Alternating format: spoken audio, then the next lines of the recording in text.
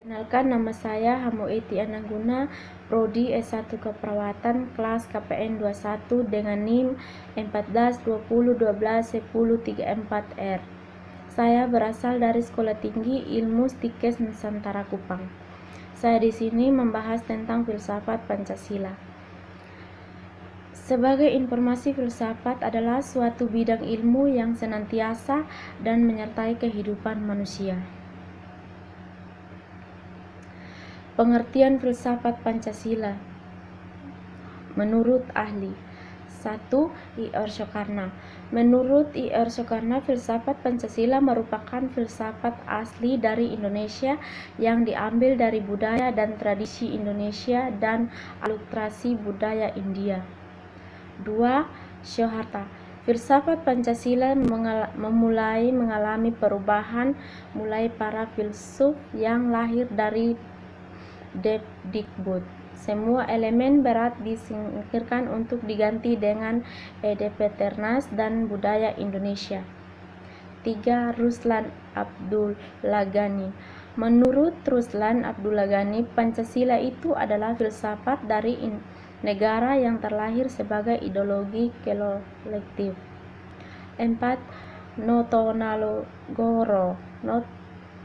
Noto Nagoro mengatakan bahwa filsafat Pancasila memberikan pengetahuan yang pengertian ilmiah mengenai hakikat Pancasila.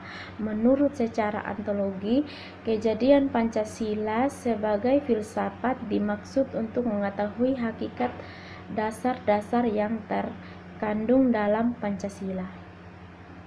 Fungsi filsafat Pancasila sebagai jiwa bangsa Indonesia. Setiap bangsa Indonesia memiliki jiwanya sendiri. Hal ini disebut dengan istilah Volkais. 2. Sebagai kepribadian bangsa Indonesia. Filsafat Pancasila berfungsi sebagai kepribadian dan ciri khas bangsa Indonesia serta menjadi pembeda di antara bangsa lain di dunia. 3. Sebagai semua sumber hukum. Indonesia adalah negara hukum yang merupakan hukum secara adil berdasarkan peraturan yang berlaku. 5. Sebagai pandangan hidup bangsa Indonesia. Filsafat Pancasila juga berfungsi sebagai cara hidup dari Indonesia. Dengan kata lain, Pancasila merupakan pedoman dan instruksi dalam kehidupan sehari-hari. 6. Menjadi filsafat hidup bangsa. Filsafat Pancasila memiliki fungsi kekuatan bangsa.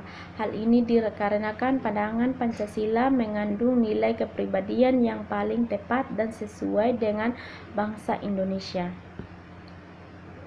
Sebagai dasar negara. Filsafat Pancasila berfungsi sebagai dasar untuk mengatur pemerintah atau penyelenggaraan negaranya.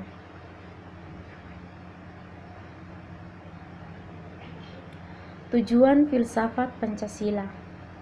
Yang pertama, menciptakan bangsa yang regulus dapat dipatuh kepada Yang Maha Kuasa.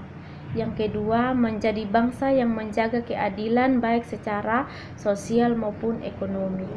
Yang ketiga, untuk menjadi bangsa yang menghormati hak asasi manusia, untuk mendapat